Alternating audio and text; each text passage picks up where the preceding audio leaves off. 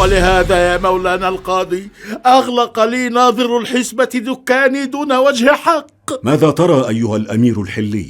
لقد سمعت تلك الشكوى من ذلك الناظر، وأرى أن صاحب الدكان عليه عقوبة وله حق في آن واحد. وكيف ذلك؟ أما العقوبة فلأن دكانه مخصص لبيع العطور فقط، وليس من حقه أن يبيع إلى جوار العطور أشياء أخرى. والحق يا مولاي الأمير؟ كان على ناظر الحسبة أن يستولي على تلك البضائع من غير العطور ويغرمك مالا معلوما، لكن لا يغلق لك دكانك. إذن فما حكمك؟ سنعيد فتح دكانه وتدفع 50 درهما.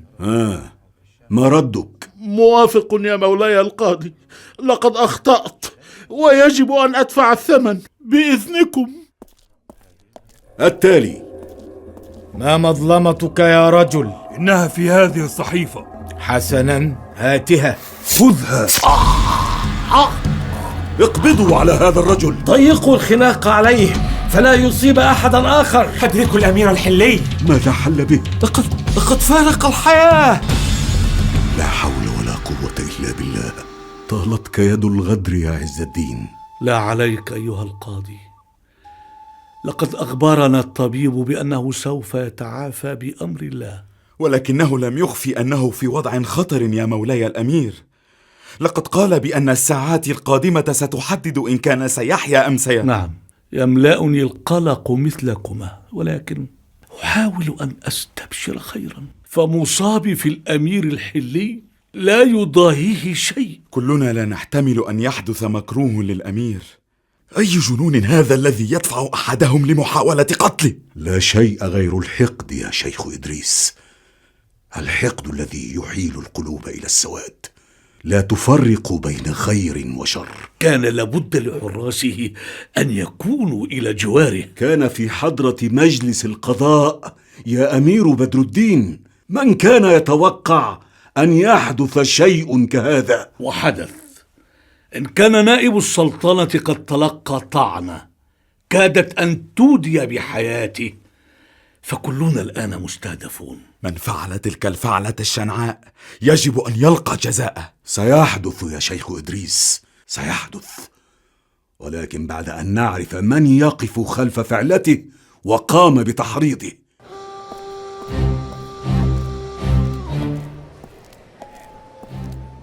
ماذا تظن يا مولاي الخزندار؟ فيما يا إدريس؟ من حرض هذا الرجل الذي حاول قتل الأمير الحلي؟ من المبكر أن يتكهن أحد بهذا، ولكن الأيام القادمة ستقول كلمتها وستظهر الحقيقة. السلام عليكم. مولاي السلطان بيبرس، أتيت بنفسك يا مولاي؟ وكيف لا أفعل يا بدر الدين؟ إنه الحلي ليس كأي رجل. كيف حاله الآن؟ الجرح غائر، ولكن الطبيب طمأننا بأن وقت الخاطر على حياته قد زال. الحمد لله، ولكن متى يفيق؟ ربما بضع ساعات. اتركني معه. أمرك يا مولاي، بإذنك. هيا يا إدريس، هيا. فداك ولدي يا عز الدين، لو استطعت لبدلتك به، فأنا من أعدتك إلى طريق الصراع والأذى بعد أن اعتزلت. لقد كنت دوما على حق. المناصب والسياسة لا تجلب إلا السوء يا صاحبي. أفق يا عز الدين، أفق، فوالله لا أهنأ ولا يرتاح جفني إلا إن رأيت هامتك منصوبة كما كانت. أفق يا عز الدين. يجب أن ننتقم للأمير الحلي. لن نترك من فعلها، يجب أن نقتص من هذا اللعين. ولكنه في قبضة رجال القلعة الآن، وسيحاكمه القاضي تاج الدين. لابد أن هناك من دفع له مقابل تلك الفعلة. سننتقم ممن عاونوه جميعا. نعم، إن الأمير الحلي أصبح واحدا منا الآن، عاش بيننا وأحسن إلينا وأنفق مما يحب في سبيل الخير. لو أني أصل إلى هذا المجرم لنلت منه بيدي هاتين. أنا أرى أن نذهب متجمعين أمام قاعة القضاء لكي يعرف القاضي أننا لن نقبل إلا بالقصاص العادل. أن يقتل هذا الرجل، وإلا سنفعلها بأنفسنا. نعم الرأي يا رجل، هيا بنا. إلى أين أيها الرجال؟ لن تحل الأمور بتلك الطريقة الهوجاء. انتظروا. ننتظر ماذا يا شيخ إدريس؟ ألا يسوءك ما حدث للأمير الحلي؟ وماذا يفيد الأمير الحلي إن سالت دماء الناس بسبب ما حل به؟ ترتاح نفوسنا على الأقل يا شيخ إدريس. نعم والله، أرجو أن تحكموا العقل. أي عقل؟ بل أنصتوا إلى ما أقول، ولا تجعلوا الغضب يدفعكم لخطأ أكبر مما فعل ذلك المجرم. ماذا تود أن نفعل يا شيخنا؟ أن نصبر وننتظر حكم قاضي القضاة، وسيكون العدل والقصاص بإذن الله. منذ زمن لم تزورني في مكتبي يا بدر الدين. ترى ما هو السبب خلف تلك الزيارة؟ أترك لك التكهن بذلك أمير أقطاي. أي شيء هذا؟ مزاح أم اختبار؟ بل محاولة للمصارحة واختيار أقصر الطرق. أنا لا أفهم شيئا يا خزندار. مصارحة بأي شيء بالضبط؟ بما تريده أنت، ما تود أن تسمعني إياه. أليس لديك شيء؟ اسمع يا بدر الدين، أنا ليس لدي وقت لكل هذا الحديث. إن كان لديك ما تقوله فهاته حالا. الحلي. هكذا الأمر إذن. ماذا تظن أيها الأمير؟ أني أقف خلف ما حدث له؟ هل هناك ما ينفي ذلك؟ وهل هناك ما يؤكده لديك؟ ابحث عن المستفيد، ليس أكثر. وما الذي أستفيده أنا من قتل الحلي؟ إزاحته عن الطريق. ألم يزاحمك في منصبك حين أوكل إليه السلطان أمر القلعة؟ إن كان لدي ضغينة فليست مع الحلي، إنما مع من أوكل إليه بالمنصب، مع بيبرس نفسه. وتقولها علانية؟ أنصت إلي يا نائب سلطنة، أنصت وتعقل. الأمير فارس الدين أقطاي لا يخفي ما يكنه بصدره، خيرا كان أم شرا. وإن كنت متآمرا أو أود قتل أحد لكنت سلطانا، لكنت الآن سلطانا أجلس مكان الظاهر بيبرس، ولكني ارتضيت بما أنا عليه. وعز الدين الحلي حين نازعني منصبي عن غير قصد صرت له كارها، لكن يداي لن تتلطخ بدماء أحد من رفاقي، وكفانا ما لطخ أيدينا جميعا من قبل. كفاك يا فاضل، لن يجدي شيئا كل هذا الحزن. بل يستحق الأمر أكثر من هذا يا أمي.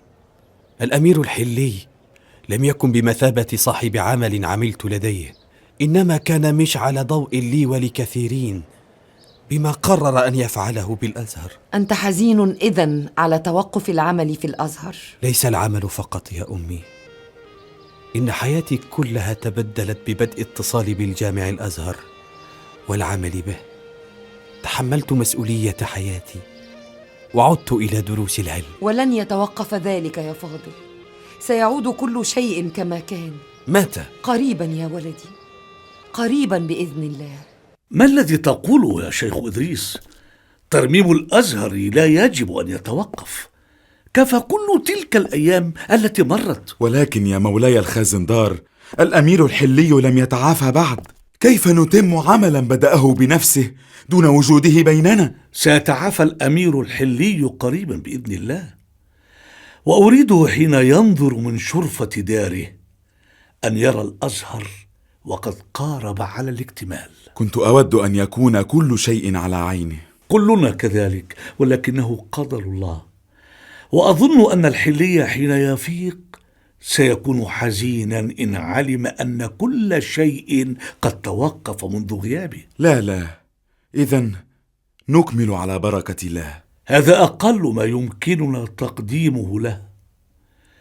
اليوم أريدك أن تدفع لكل عامل أجر ما فات من الأيام الماضية، ليكون حافزا لهم على الاستكمال، وسيكون هذا من مالي الخاص. أعزك الله يا أمير بدر الدين، وأدام الله ودك للأمير الحلي.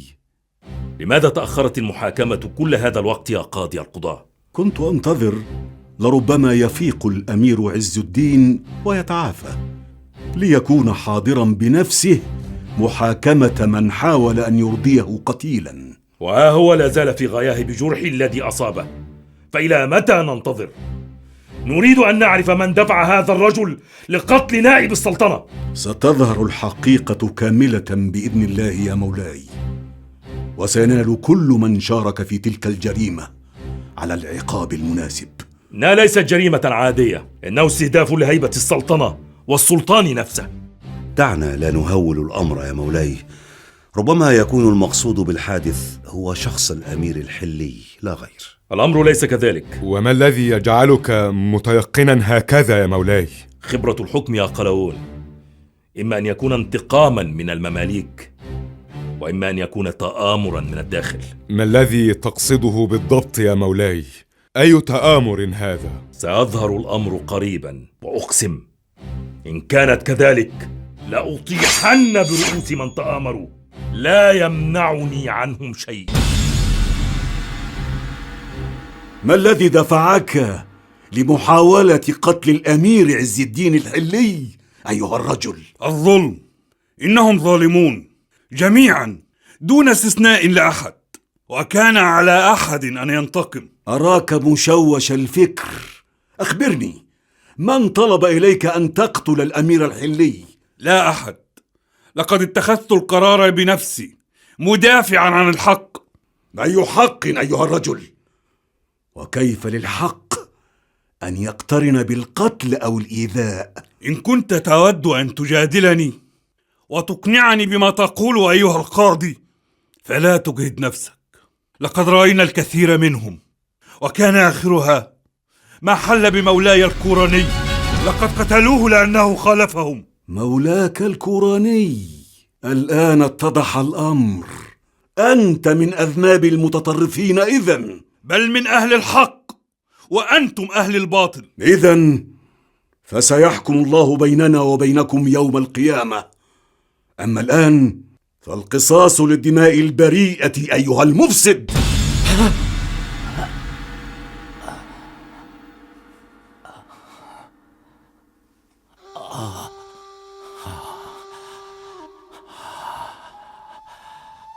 أشهد أن لا إله إلا الله وأشهد أن محمدا رسول الله.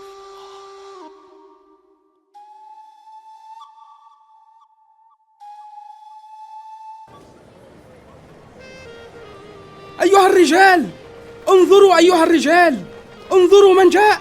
الحمد لله، الحمد لله على سلامتك يا مولاي. هذا ما وددت أن أراه حين أفتح عيني. هذا ما وددت أن أراه، أنكم أكملتم البناء. الحمد لله على ما كان، الحمد لله على لطفه بعبده الفقير. الحمد لله أنه لا زال في العمر بقية لنكمل المشوار معا، لنتم ما بدأناه سويا في الأزهر.